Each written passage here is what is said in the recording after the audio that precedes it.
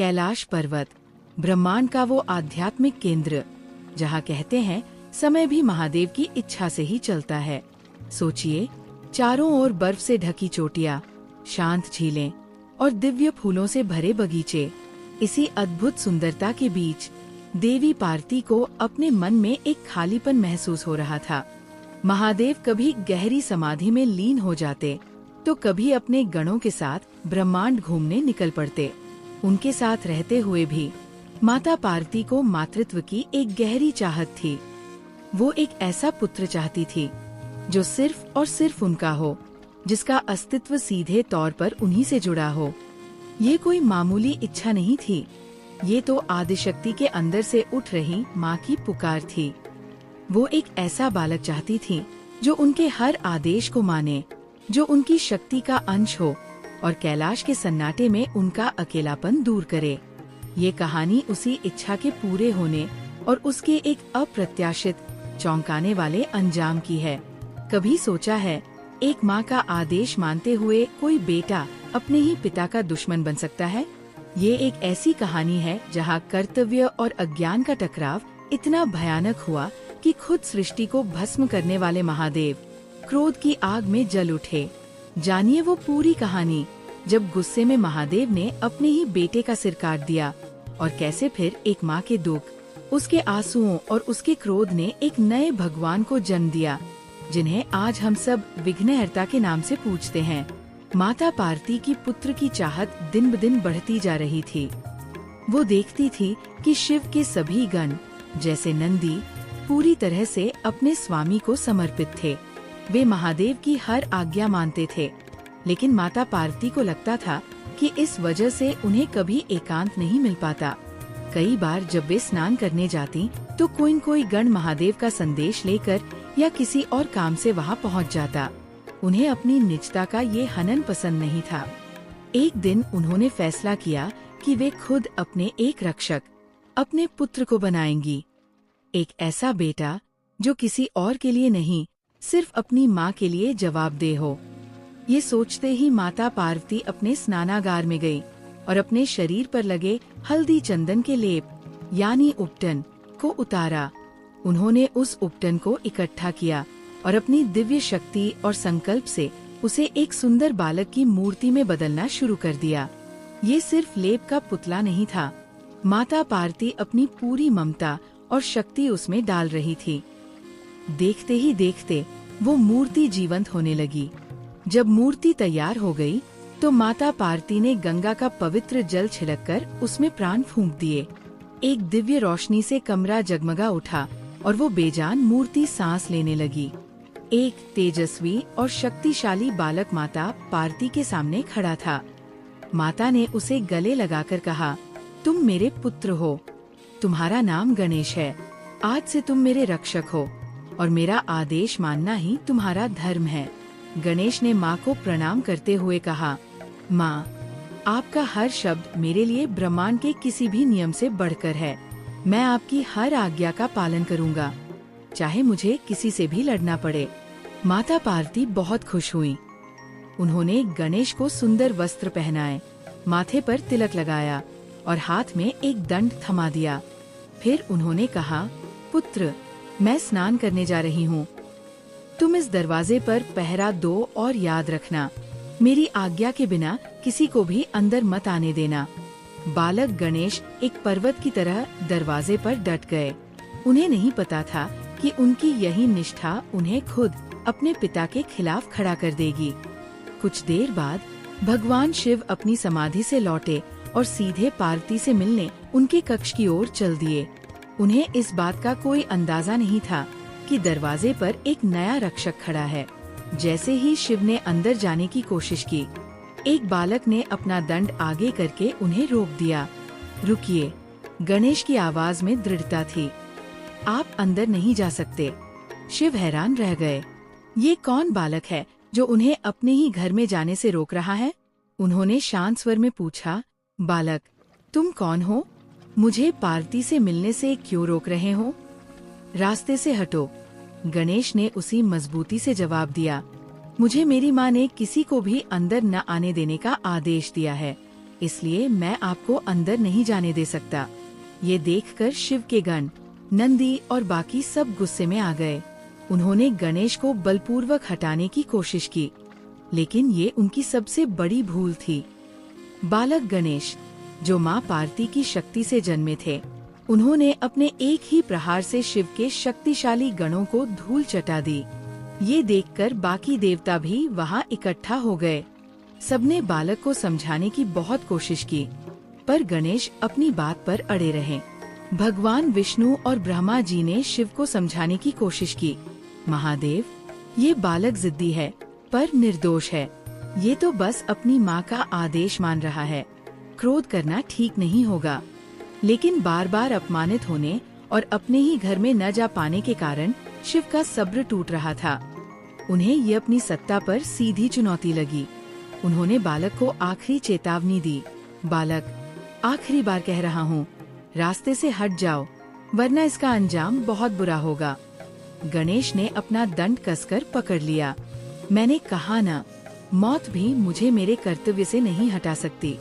ये जवाब सुनकर शिव का क्रोध भड़क उठा। एक पिता और पुत्र, जो एक दूसरे से अनजान थे, अब युद्ध के लिए तैयार खड़े थे। अब जो शुरू हुआ वो कोई मामूली लड़ाई नहीं थी। एक तरफ थे महाकाल, जिनके क्रोध से प्रलय आ जाती है, और दूसरी तरफ थी आदिशक्ति का स्वरूप बालक गणेश। शिव के आदेश पर गणों की विशाल सेना गणेश पर टूट पड़ी, पर गणेश ने अकेले ही सबको हरा दिया। जब सारे गण हार गए तो भगवान शिव खुद युद्ध में उतर आए। पिता और पुत्र के बीच भयंकर युद्ध छिड़ गया। शिव ने कई दिव्य अस्त्र चलाए, लेकिन गणेश ने सबको नाकाम कर दिया। गणेश की शक्ति और हठ देखकर शिव का क्रोध चरम पर पहुंच गया। उन्होंने ये नहीं सोचा कि ये बालक कौन हो सकता है। उनके मन में बस एक ही बात थी, इस बाधा को रास्ते से हटाना है। क्रोध में अंधे होकर भगवान शिव ने अपना सबसे विनाशकारी अस्त्र त्रिशूल उठा लिया। कुछ कथाएं कहती हैं कि उन्होंने किसी और दिव्य अस्त्र का प्रयोग किया था, पर ज्यादातर कथाओं में त्रिशूल का ही जिक्र है। जैसे ही त्रिशूल शिव के हाथ में आया, ब्रह्मांड में सन्नाटा छा गया। देवताओं ने शिव से रुकने की प्रार्थना की, पर उन्होंने किसी की नहीं सुनी। उन्होंने पूरी ताकत से त्रिशूल गणेश की ओर फेंक दिया। पलक झपकते ही एक भयंकर गर्जना के साथ बालक गणेश का सिर उनके धड़ से अलग होकर हवा में कहीं गायब हो गया। बालक का बेजान शरीर जमीन पर गिर पड़ा। चारों ओर एक दिल दहला देने वाली खामोशी छा गई। शिव का गुस्सा शांत हुआ, लेकिन अब बहुत देर हो चुकी थी। युद्ध की गर्जना और फिर अचानक हुई खामोशी सुनकर माता पार्वती का दिल बैठ गया। वे दौड़कर बाहर आईं। बाहर का नजारा देखकर उनके पैरों तले जमीन खिसक गई। उनका प्यारा बेटा सिर के बिना जमीन पर पड़ा था। सामने हाथ में त्रिशूल लिए शिव खड़े थे। एक पल के लिए तो पार्वती पत्थर बन गई, फिर उनका दुख एक भयानक चीख में बदल गया। उनका विलाप सुनकर कैलाश कांपने लगा। वो शिव की ओर मुड़कर चिल्लाई, ये क्या कर दिया आपने स्वामी? आपने मेरे बेटे को मार डाला। वो तो बस मेरी आज्ञा मान रहा था। आपने एक निर्दोष बच्चे की हत्या कर दी। शिव के पास कोई जवाब नहीं था। उन्हें अपनी भूल का एहसास हो चुका था कि जिसे वे दुश्मन समझ रहे थे, वो उनका अपना ही बेटा था। माता पार्वती का दुख अब क्रोध में बदल गया। उन्होंने अपना महाकाली का रौद्र रूप धारण कर लिया और घोषणा की, आपने मेरे बेटे को खत्म किया है, अब मैं इस पूरी सृष्टि को खत्म कर दूंगी। सृष्टि में प्रलय के लक्षण दिखने लगे। सभी देवता डरकर माता पार्वती के चरणों में गिर पड़े और उनसे शांत होने की विनती करने लगे। शिव ने भी पश्चाताप करते हुए कहा, देवी, मुझसे भूल हुई। मैं तुम्हारे पुत्र को फिर से जीवन दूंगा। कृपया इस सृष्टि को बचा लो। माता पार्वती ने उन्हें अपनी जलती हुई आँखों से देखा और कहा, मेरा पुत्र अभी जीवित होना चाहिए और उसे ऐसा सम्मान मिलेगा कि भविष्य में कोई उसका अपमान न कर सके। सभी देवताओं से पहले हमेशा उसकी पूजा होगी। अगर आप ये कर सकते हैं तभी मैं शांत होंगी। माता पार्वती की शर्त पूरी करने के लिए भगवान शिव ने गणों को उत्तर दिशा में भेजा। उन्होंने कहा, जाओ और जो भी पहली माँ अपने बच्चे की तरफ पीठ करके सो रही हो, उसी के बच्चे का सिर ले आओ। कहते हैं इस आदेश के पीछे एक गहरा प्रतीकवाद था। उत्तर दिशा ज्ञान की दिशा है और माँ का बच्चे की ओर पीठ करना सांसारिक मोह से वैराग्य का प्रतीक था। गणों को एक हथिनी ठीक वैसी ही अवस्था में मिली।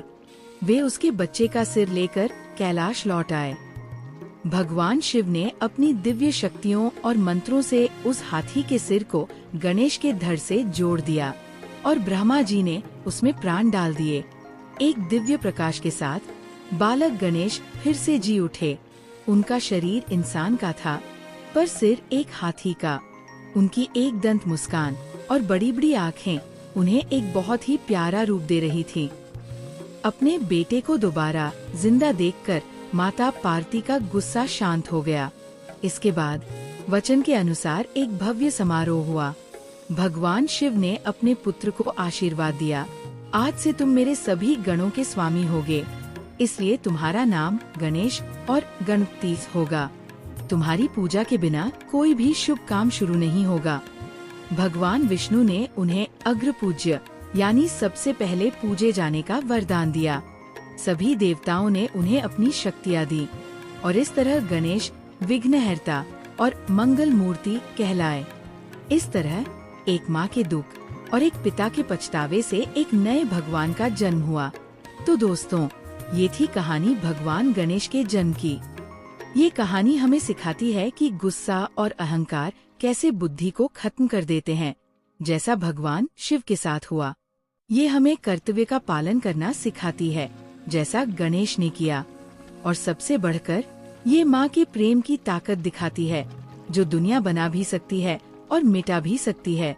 गणेश का हाथी का सिर ज्ञान और बुद्धि का प्रतीक है।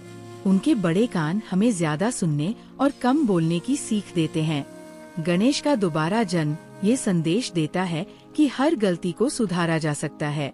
यही कारण है कि आज भी किसी भी नए काम की शुरुआत में हम सबसे पहले श्री गणेश को याद करते हैं, ताकि हमारे सारे काम बिना किसी बाधा के पूरे हों।